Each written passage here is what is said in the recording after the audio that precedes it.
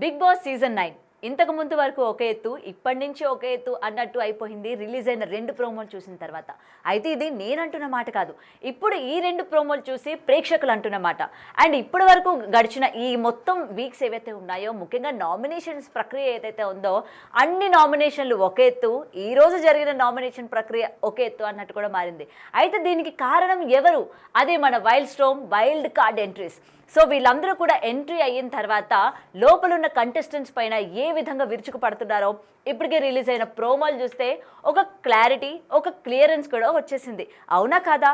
ఇది నాకే కాదు, ఇప్పుడున్న జనాలందరూ కూడా చర్చించుకుంటుంది, మాట్లాడుకుంటుంది దీని గురించే. అయితే ఇంతకీ ప్రోమోలు అంత ఆసక్తికరంగా ఉన్న విషయాలు ఏంటి అనేది ఇప్పుడు చూద్దాం. సో ప్రెసెంట్ వైల్డ్ కార్డ్ ఎంట్రీస్గా వెళ్ళిన వాళ్ళందరికీ కూడా బిగ్ బాస్ ఒక అవకాశం ఇవ్వడం జరిగింది. సో బాల్ వేసిన తర్వాత ఈ వైల్డ్ కార్డ్ ఎంట్రీస్ ఆ బాల్ని తీసుకొని వాళ్ళకి నచ్చిన కంటెస్టెంట్స్ ఎవరైతే ఉంటారో వాళ్ళకి ఇవ్వాల్సిందిగా చెప్పారు. అయితే ఈ ప్రక్రియలోని కొంతమందికి బాల్ అయితే దక్కడం జరిగింది. బాల్ తీసుకున్న తర్వాత వాళ్ళ నామినేషన్స్ ప్రక్రియ కూడా జరగడం జరిగింది. అయితే దీనిలో ఫస్ట్గా మనం చూసుకుంటే ఆల్రెడీ మనం చూస్తున్నాం భరణి. అయితే భరణికి సంబంధించి ఇప్పటి వరకు కూడా భరణి మాస్క్ లేకుండా ఆడుతున్నాడు అని కొంతమంది అంటుంటారు. లేదు, భరణి మాస్క్ పెట్టుకొని చాలా పద్ధతిగా ఎక్కడ మాట్లాడాలో అక్కడ మాట్లాడుతూ, ఎక్కడ రియాక్ట్ అవ్వాలో అక్కడ రియాక్ట్ అవ్వుతూ, మనం ఇప్పటివరకు చూసాం సీతమ్మ వాకిట్లో సిరిమల్ల చెట్టు, ఆ ప్రకాష్ రాజ్ది ఏదైతే ఉందో ఆ ట్యాగ్ లైన్ కూడా ఇవ్వడం జరిగింది, రేలంగి మామయ్య లాగా. మరైతే ఈ నామినేషన్లోని భరణి గారు బర్స్ట్ అయిన తర్వాత ఎస్, ఇది కదా భరణి గారి అసలైన రూపం అని చెప్పి ఖరాఖండిగా తెలిసిపోయింది. అయితే ఇందులోని ముఖ్యంగా భరణి గారు ఎవరికి సపోర్ట్ చేశారు, ఎవరికి సపోర్ట్ చేయలేదు అని చెప్పి రీతు లేవదీసిన పాయింట్స్ ఏవైతే ఉన్నాయో నిజమే కదా అనిపించింది. అయితే నిన్న జరిగిన కెప్టెన్సీ టాస్క్ ఏదైతే ఉందో ఆ టాస్క్లోని ఆల్రెడీ తనూజాకి భరణి హెల్ప్ చేయడం కావచ్చు, అయితే రీతుకి హెల్ప్ చేయకపోవడం కావచ్చు, అక్కడ మనకి క్లియర్గా కనిపించింది. అంటే రీతు హర్ట్ అయింది, తనుజ గెలిచిన తర్వాత వెళ్ళి తనకి అప్రిషియేట్ చేయలేదు అని చెప్పి కూడా తనుజ భరణితో చెప్పడం జరిగింది. సో ఇది పక్కన పెడితే భరణి విషయం పక్కన పెడదాం. అండ్ తర్వాత వచ్చేసరికి సుమన్ శెట్టి. అయితే ఇప్పటి వరకు కూడా చాలా కామ్గా మనకెందుకులే గొడవలు, మనకొద్దులే, మనం ఎంతుంటే అంతలోనే ఉందాం, మన వరకు వస్తే చూసుకుందాం అనుకుంటున్న సుమన్ శెట్టి ఈరోజు జరిగిన నామినేషన్ ప్రక్రియలోని కొంచెం గట్టిగానే మాట్లాడినట్టు అనిపించింది. అయితే దీని వెనుక ఎవరి ఇన్ఫ్లుయెన్స్ ఉంది?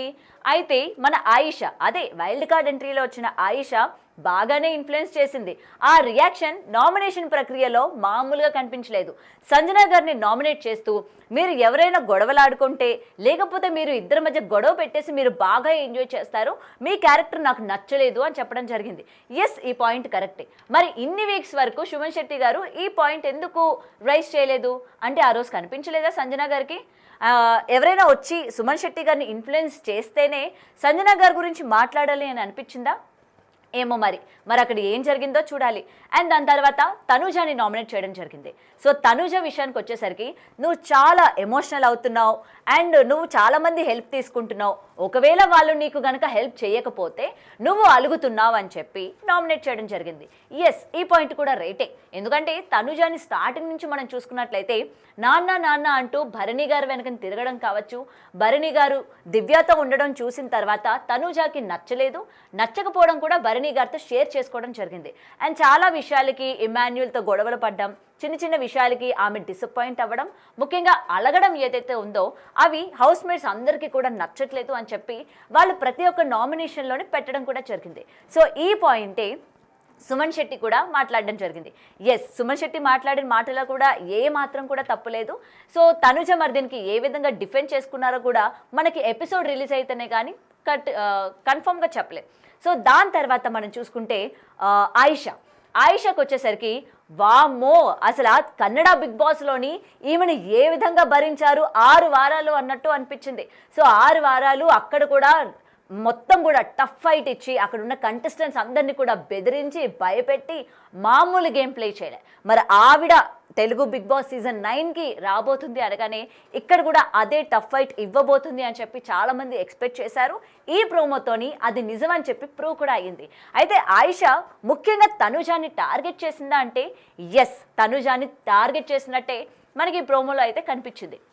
ముఖ్యంగా తనుజ ఎమోషనల్గా అవ్వడం కావచ్చు, లేకపోతే తనకి ఎవరు సపోర్ట్ చేయకపోతే తను అలగడం కావచ్చు, లేకపోతే నువ్వు వచ్చింది గేమ్ ఆడడానికా లేకపోతే అలగడానికా అన్నట్టు కట్టే తెచ్చే కొట్టే అన్నట్టు ఆయిష పెట్టిన పాయింట్స్ ఏవైతే ఉన్నాయో అరే నిజమే కదా అనిపించింది. అయితే దానికి డిఫెండ్ చేసుకునే విధానం ఏదైతే ఉందో తనుజ కూడా మామూలుగా డిఫెండ్ చేసుకోలేదు. అయితే మొదటి వారం నుంచి నిన్న కెప్టెన్సీ టాస్క్ వరకు కూడా నేను సింగిల్గానే ఆడాను, నాకెవరూ కూడా సపోర్ట్ చేయలేదు కాబట్టి కెప్టెన్సీ టాస్క్లోని నేను భరణి గారిని సపోర్ట్ చేయమన్నాను, అందుకు నాన్న నాకు సపోర్ట్ చేశారు, మరి నేను ఇండివిజువల్గా ఆడిన గేమ్స్ ఏవి కూడా కనిపించలేదా అని చెప్పి తనుజ కూడా డిఫెండ్ చేసుకుంది. సో ఇక్కడ వీళ్ళిద్దరు పాయింట్స్ ఏవైతే ఉన్నాయో రైట్ అనే అనిపించింది. అండ్ ఆయిష మాట్లాడిన విధానం కావచ్చు, పెట్టిన పాయింట్స్ కావచ్చు, చాలా స్ట్రెయిట్ ఫార్వర్డ్గా పెట్టడం ఇక్కడ చాలా అందరినీ కూడా అప్రిషియేట్ చేసుకునే విధంగా ప్రోమో అయితే ఉంది. అయితే ముఖ్యంగా ఇక్కడికి వచ్చిన తర్వాత హౌస్లోని ఒక్కొక్కరు ఒక్కొక్క రిలేషన్ పెట్టుకొని, అది లవ్ కావచ్చు లేకపోతే ఎమోషనల్ బాండ్ కావచ్చు, ఇలా ఒక్కొక్కరు పెట్టుకొని వాళ్ళు విన్ అయిపోదాం అని చెప్పి ఆ ప్రాసెస్లో నడుస్తూ ఉన్నారు అని చెప్పి క్లియర్ కట్గా హౌస్లో ఉన్న వాళ్ళందరికీ కూడా ఒక క్లారిటీ వచ్చేటట్టయితే చెప్పింది. మరి ఈ పాయింట్స్తోని తనుజాకి కూడా ఒక క్లారిటీ వచ్చింది. అండ్ దాని తర్వాత ఆయిష మొత్తం నామినేషన్ ప్రక్రియ కనుక చూసుకున్నట్లయితే అండ్ నామినేషన్ అంటే ఇప్పటి వరకు ప్రోమోలో ఉన్న పాయింట్స్ కనుక చూస్తే చాలా బాగా అడిగింది, తనుజ కూడా చాలా బాగా డిఫెండ్ చేసుకోగలిగింది అన్నట్టు మనకైతే కనిపించింది. అండ్ ఇంకొకటి హౌస్లోకి ఈ వైల్డ్ కార్డ్ ఎంట్రీస్ వెళ్ళిన తర్వాత ముఖ్యంగా దువ్వాడ మాధురి గారి గురించి చాలామంది చాలా ఎక్స్పెక్టేషన్స్ పెట్టుకున్నారు.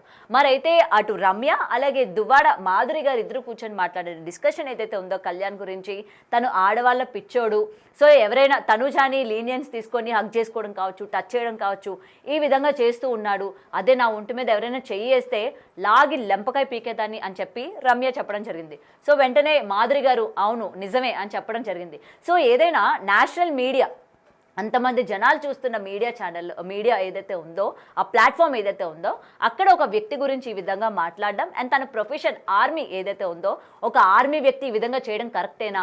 సో ఇక్కడ నేను ఒక పాయింట్ అడగాలనుకుంటున్నా. సో ఆర్మీ వ్యక్తి అయినంత మాత్రాన లవ్ చేయకూడదా, పెళ్లి చేసుకోకూడదా, అమ్మాయిని చూడకూడదా? సో అక్కడ ఏం జరిగింది? గత సీజన్స్లో మనం చూసుకున్నాం, వెనక ఈ కార్డ్స్ ఏవైతే ప్లే చేసుకొని నేను రైతు బిడ్డ అని చెప్పి, లేకపోతే నేను సో కాల్డ్ అని చెప్పి యూజ్ చేసుకొని గేమ్ గెలిచిన వాళ్ళ వరకు మనం చూసాం ఏ విధంగా విన్ అయ్యారో. మరి కళ్యాణ్ ఎంట్రీ అయినప్పటి నుంచి ఈ రోజు వరకు ఎక్కడ కూడా తన ప్రొఫెషన్ కావచ్చు లేకపోతే తన వర్క్ కావచ్చు ఎక్కడ పెట్టిందే లేదు, సొంతంగా గేమ్ ఆడుతున్న పరిస్థితి కూడా ఉంది. సో రమ్య మాట్లాడిన మాటలు ఏ విధంగా కూడా కరెక్ట్గా లేవు. అండ్ వీకెండ్లోని నాగార్జున గారు ఈ పాయింట్ ఖచ్చితంగా రైజ్ చేయాలి, ఎందుకంటే నేషనల్ మీడియాలోని ఆ విధంగా మాట్లాడితే ఆ అబ్బాయి క్యారెక్టర్ మీద ఎటువంటి మార్క్ పడుతుంది అని చెప్పి కూడా చాలామంది క్వశ్చన్ చేస్తూ ఉన్నారు. సో ఏది ఏమైనా ముఖ్యంగా వైల్డ్ కార్డ్ ఎంట్రీస్ వెళ్తే ఏ విధంగా ఉంటుంది, వైల్డ్ స్ట్రాంగ్గానే ఉంటుందా అని ఎక్స్పెక్ట్ చేసిన ప్రేక్షకులకి నిజంగానే వైల్డ్గా ఉంది అన్నట్టయితే అనిపించింది. మరి ఈ రోజు నుంచి ఈ నామినేషన్ ప్రక్రియ అయిపోయిన తర్వాత ఈచ్ అండ్ ఎవ్రీ కంటెస్టెంట్కి ఒక క్లారిటీ వస్తుంది. సో బయటికి ఏ విధంగా వాళ్ళ క్యారెక్టర్స్ పోర్ట్రే అవుతున్నాయి, లేకపోతే బయటికి ఏ విధంగా వాళ్ళ గేమ్ వెళ్తుంది అన్న దానిపైన ఈచ్ అండ్ ఎవ్రీ వన్కి ఒక క్లారిటీ వస్తుంది. అండ్ ఇంకొకటి బాండింగ్స్, ముఖ్యంగా ఈ బాండింగ్స్ పెట్టుకునే వాళ్ళందరిలో కూడా మార్పు వస్తుంది. అండ్ రీతు కూడా ఆడుతుంది. తనుజాకి ఇప్పటి నుంచి కొంచెం జ్ఞానోదయం అయ్యి నాన్న అని చెప్పడం పక్కన పెట్టి తన గేమ్ మీద ఇంకా ఫోకస్ చేస్తుంది అని అందరూ కూడా ఎక్స్పెక్ట్ చేస్తూ ఉన్నారు. మరి ఇంకొకటి మాధురి గారి నుంచి కూడా చాలా కాంట్రవర్సీ చేస్తున్నారు, అనవసరమైన చోట ఆవిడ ఎక్కువ రియాక్ట్ అవుతున్నారు అని చెప్పి కూడా చాలామంది అనుకుంటున్న పరిస్థితులు ఉన్నాయి. మరి చూడాలి, ఇదే ఆవిడ గేమ్ ప్లే ఏమో మేబీ అయి ఉండొచ్చు. లేకపోతే రమ్య కూడా ఇప్పటి వరకు ఓకే అనిపించారు. అండ్ రిమైనింగ్ కంటెస్టెంట్స్ అందరి గురించి కూడా మనం చెప్పాల్సిన అవసరం లేదు. సో వైల్డ్ కార్డ్ ఎంట్రీస్గా వెళ్ళిన ముఖ్యంగా ఈ ఆయిష, మాధురి గారు వీళ్ళైతే కొంచెం వైల్డ్గానే ఉన్నారు. మరి ఈ నామినేషన్ ప్రక్రియ మొత్తం ఎపిసోడ్ కూడా రిలీజ్ అయిన తర్వాత చూడాలి ఎవరి మధ్య గొడవలు జరిగాయి, ఎవరు బాండింగ్స్ పెరిగాయి, ఎవరు ఫ్రెండ్స్ అయ్యారు, ఎవరు ఎనిమీస్ అయ్యారు, చూసేద్దాం.